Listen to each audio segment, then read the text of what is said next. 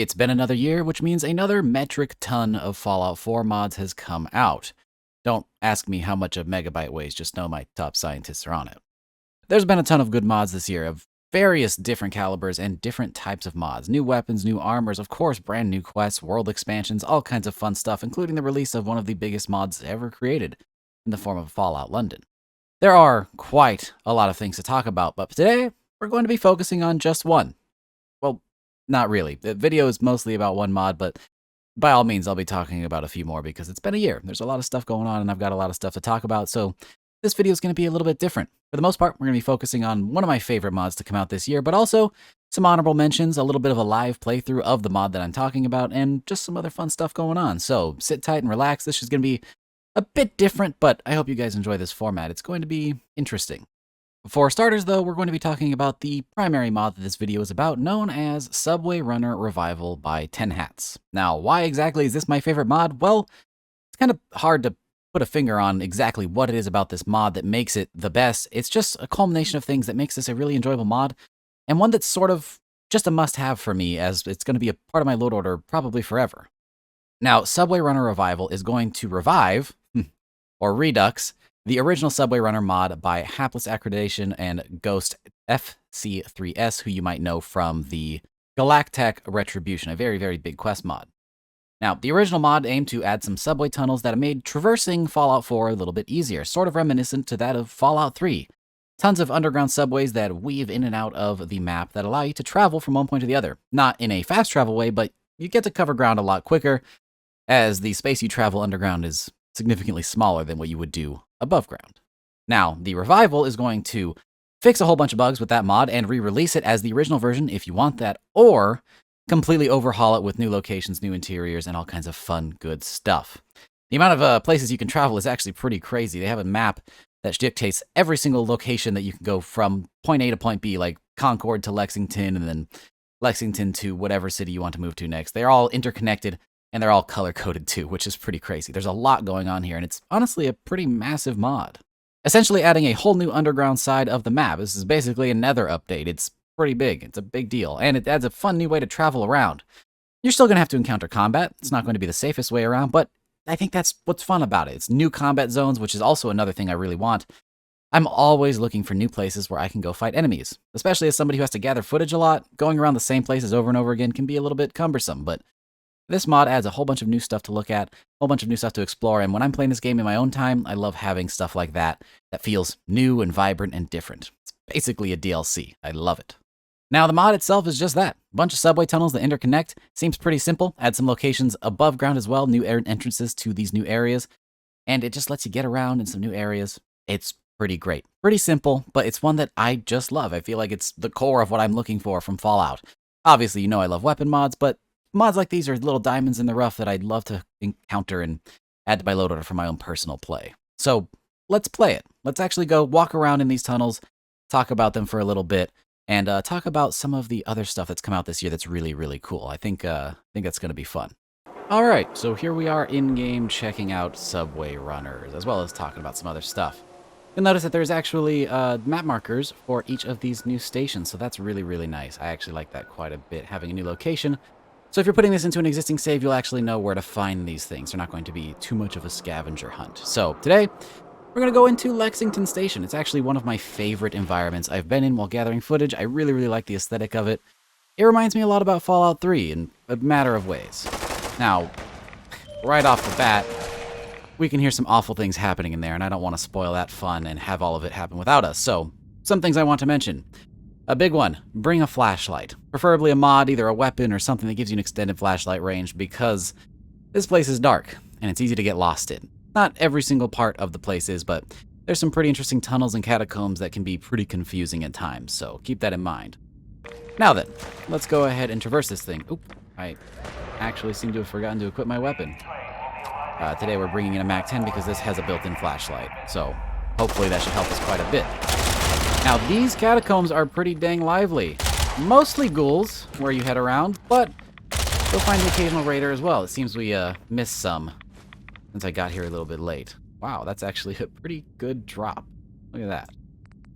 So yeah, Really, really cool environments. But while we're here, sort of like a solo podcasting format, this isn't the only good mod of the year. Of course, there's so many good things that happened this year. The modding scene is live and thriving and doing so well. So I want to talk about some of the different things that have been going on in different categories, while also giving you a first-hand experience of what it's like to traverse these really awful, in the best way possible, catacombs. Now then, let's hope I don't get too lost as I get sidetracked talking about different things. There's been some really, really good mods this year, especially things like some actually pretty recent releases like Mind Games. If you're not familiar with Mind Games, it's a pretty big expansion to the vanilla game and its quest. Oh, that's a lot of rules. I should have brought a bigger magazine. But yeah, Mind Games, really, really fun one. Didn't get a chance to cover it. Sometimes these bigger quest mods like that are really, really hard to cover in my format. It's hard for me to figure out the best way to showcase those. I don't want to showcase that in a 2-minute segment because it's just so big and so full of stuff. So this kind of a format might be nice too. With Mind Games, you have additions to the quest line involving Nick Valentine and Kellogg, and the version that's out right now isn't even all of it. It is a demo would be really a bad way to put it, but it is a huge, huge mod, and it's not even done yet. It's only a portion of the content that is planned, but it is playable now, so if you want to check it out, that is a really, really cool one. It's one of the better quests that come out this year. Additionally, though, there's some other good stuff. There's Attack of the Lobotomites. That's a good one that came out this year. Attack of the Lobotomites is another one of those ones where I don't think I covered it. I may have, but I'm not actually sure to remember. That one was quite a bit of time ago.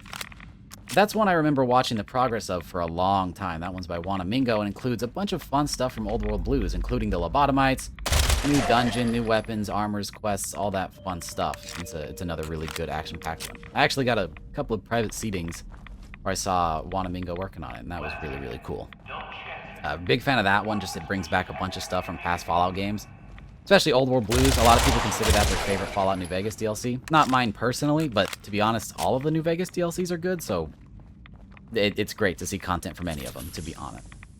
I'm quickly getting lost, by the way. For those of you who are paying attention to the footage going on in the background, like I said, sometimes it's hard to tell what direction you're going, especially if you don't have a planned course. I didn't really intend on going any specific way. I think that this door might actually take us somewhere. I was wrong. Well, we'll keep on wandering around until we find the right door we're looking for. But yeah, Attack of the Lobotomites is great. I love stuff that brings in content from the other games. There's a lot of good stuff. I mean, some of my favorite mods this year honestly harken back to some of the old games, like the 10mm shoulder-mounted machine gun by Spady is honestly awesome.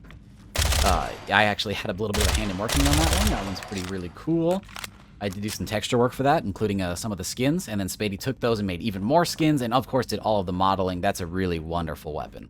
It's actually getting used for some other big projects out there as well, so that's a really cool one to see. I love the shoulder-mounted machine gun.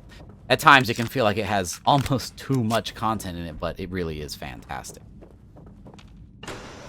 While we're talking about weapons, too, there's been a lot of good weapon mods this year. I know some of you might get a little bit bogged down by the sheer amount of weapon mods that I cover, but it's just one of my favorite categories. I mean, geez, that's the exact kind of stuff I make myself. Speaking of which, when it comes to making mods, we've had a pretty good year, I would say. We've released quite a few mods as part of the Commonwealth Weaponry expansion, and that is, of course, seen a little bit of a hiatus, but you may have noticed I made a lot of mods in a very short time frame, so I took a little bit of a break to sort of refresh my creative juices.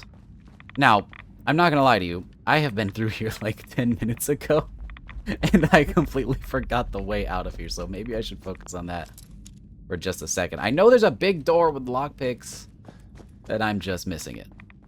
But yeah, some of my weapon mods are honestly some of my favorite mods this year. That might sound a little convoluted, but coming from a person who generally has a lot of self-hate, I'm pretty proud of some of the weapons that we've put out. I think there's some really cool stuff that we've done lately, so I'm pretty happy with that.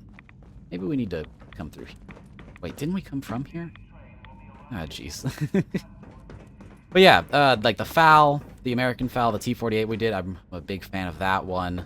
This MAC-10 that we're using here, I'm a big fan of that. The prototype AA-12 is awesome. That might be one of my favorite mods I've ever done. Maybe one of my favorite mods, full stop. I like that one quite a lot. to be honest, being able to say that I'm proud of my own work is a big deal to me, so I'm quite happy with that. And, of course, it's not just me, it's Pig too. And look, we finally found an exit to somewhere else.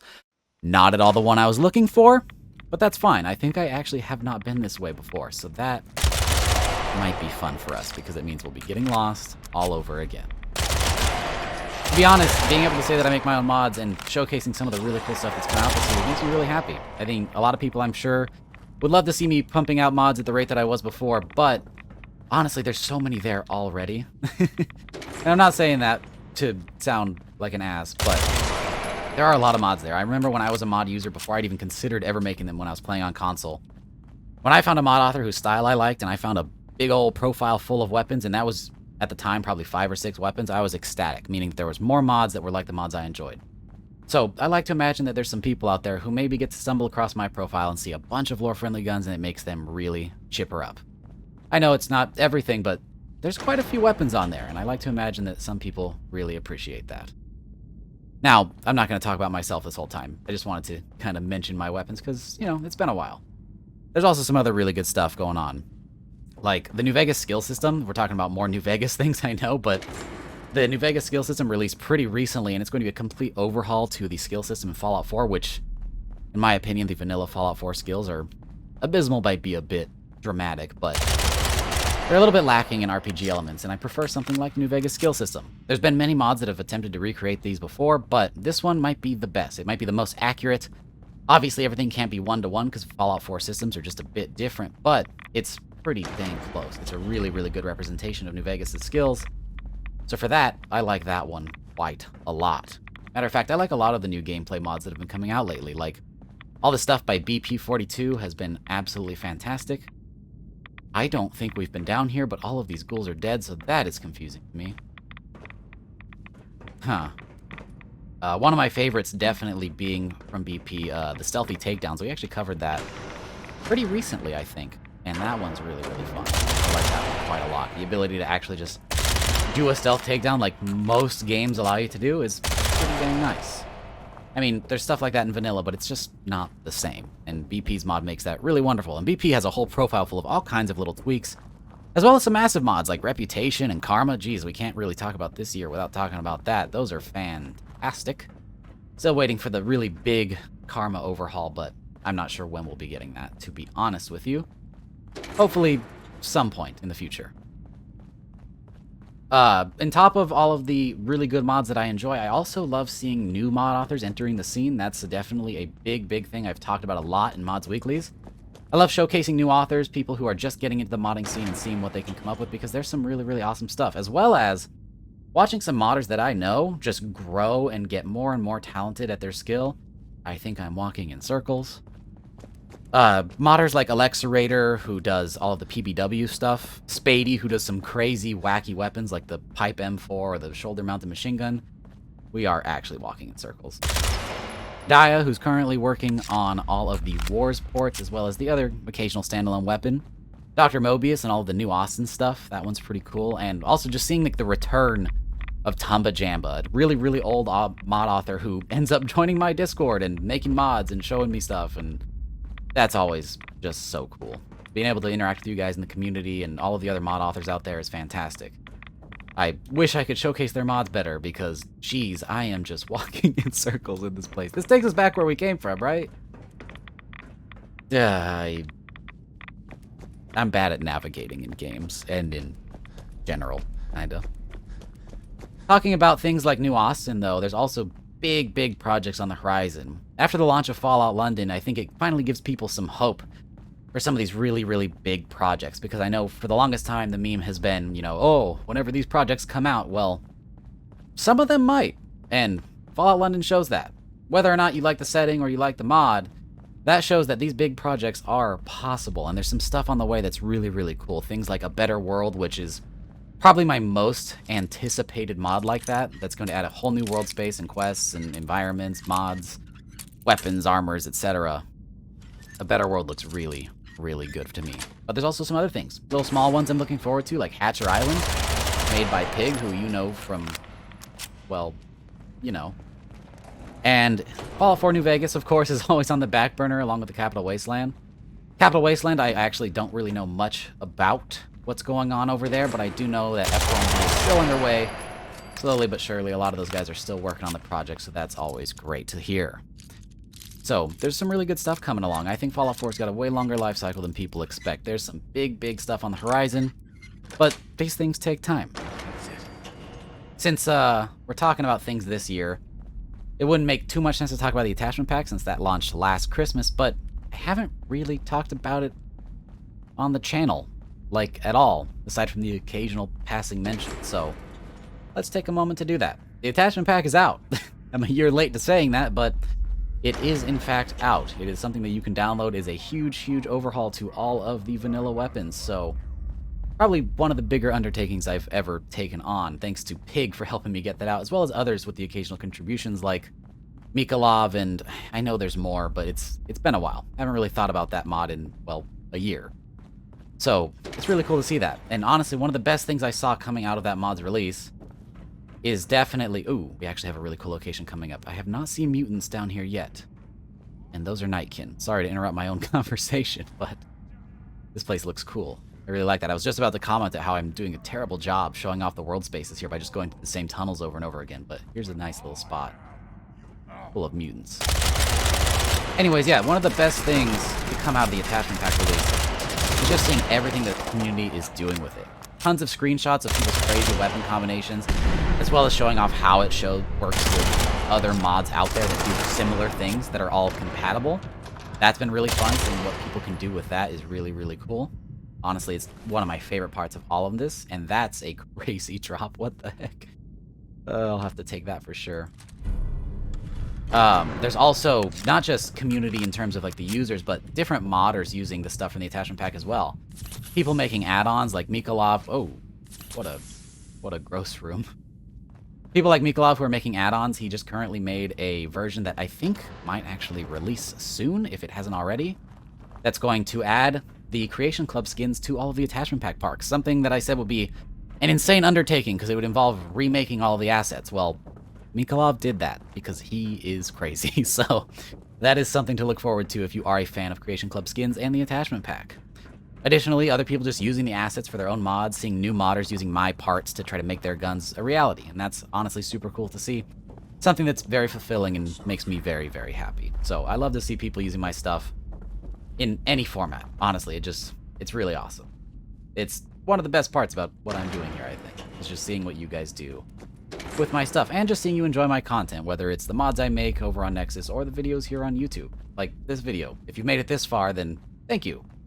I don't know how many people would want to listen to me ramble about mods for a while, but I wanted to try something different. It is still sort of that holiday season. I'm recording this like right at Christmas time, so you know, I wanted to take something a little bit different, a little bit more relaxed, and kind of have a nice conversation with you guys. So hopefully that was it. Again, wish I could do better than just walking in circles here. Man, there's some really cool environments here. I mean, Lexington was one of my favorites. I didn't get to one of the coolest ones. I know I have footage of it, though. At the beginning of this video, there's this place where there's just tons of radiation barrels and just a million ghouls, and that place was super fun to clear out for the first time. But hey, I ended up somewhere new as well. I have not ever taken this one because I don't think I've ever needed to go to Malden, but here we... Oh, this might be something. Hold on. Look at that. Maybe we can find a way outside. Maybe that's how we'll wrap this thing up, because this has been fun, and I kind of don't want to stop. But yeah, lots of really cool mods this year. There's a million things I'm sure I'm not talking about, and if somebody's watching this looking for some kind of a mod recommendation, I mean, you already know that I do that on the daily because that's my typical normal content, but maybe you guys could post down there what your favorite mod of this year has been. People who have actually been following mods for the past year. Oh, hey, Synths. Wow, that's cool. For those of you who have actually been following it, tell me what your favorite was. I'd love to know. Honestly, I considered doing like a top 5 video, and I was having trouble narrowing that down. So picking a number 1 was impossible. This one just happens to meet a bunch of boxes of mine, and I feel like that's why it's one of my favorites. Obviously, favorites does not mean the best or some objective rating. It's just one of the ones that really shines out to me as something I like. It's really cool, but honestly, there's so many more. 10 Hats does some really cool stuff, and there's also a million other modders making amazing things. That's why I wanted to talk about all the other stuff that's been coming out this year, because there's just so much good stuff going on besides this one mod. There's truly a lot. Matter of fact, if you go to the Nexus and sort by mod of the month, you'll see a nice little taste of what's come out each month, but there's just so much more than that. It honestly is impossible to cover it all. That's why I do a weekly series. So if you're looking for even more mods, you can always go into the weekly series playlist and try to see if there's anything you like. It's a whole lot of mods over there for sure. Take the number of episodes and multiply it by 5 or 6, and that's pretty much how many mods I've covered on my own. And there's so many more than that even. Here we are. We're finally getting to some of the places that are super cool looking. Look at that. This isn't even a metro anymore. I don't really know where we are. And that's what's fun. This isn't just a metro, too. It goes into all kinds of different level designs, caves and tunnels. At one point, I got trapped in a maze. This place is awesome. It really, really is. A wonderful mod that adds so much exploration to the map without adding any new world spaces to the overworld. I think that that's so neat. The overworld in Fallout 4 is honestly pretty packed. Something like New Vegas is so open. There's a lot of stuff in between each location, but Fallout 4 is so cram-packed, it's kind of hard to throw stuff in there. Talking to a lot of quest authors, they have trouble finding new locations to even stick a door, so having a whole new underground for this map is incredible. And these guys hurt. And ignore my maxed out radiation. That's been a weird HUD for quite some time. But yeah, I think we'll go ahead and start thinking about wrapping things up here. I've been rambling for quite a bit, and I don't want to make you guys listen to that for too long. Unless this is something you like. That's something you could let me know in the comments, if you like these weird long format videos. Maybe this could be my new way of approaching quest mods like Mind Games or Attack of the Lobotomites. Hey. This isn't... Is this a vanilla location? Is it? Where am I? Oh, this place is fun. This place is also confusing. I genuinely don't know. Well, we'll go ahead and wrap it there. There is so much to explore in this mod. It's something I'd highly recommend you check out for yourself. I will be linking it down in the description. It's something you should definitely consider. This is the star of the show today, but like I said, there's so many good mods out there. You should really go browse the Nexus for a while. One of my favorite things to do with a mod or a mod site that's so big like that is just pick a keyword and see what I find. So maybe that's something fun that you could do as well. And who knows? That might sound like series potential. I don't know. We'll see. But yeah, fun stuff. I hope you guys enjoyed this, and I will see you all in the next one. Peace!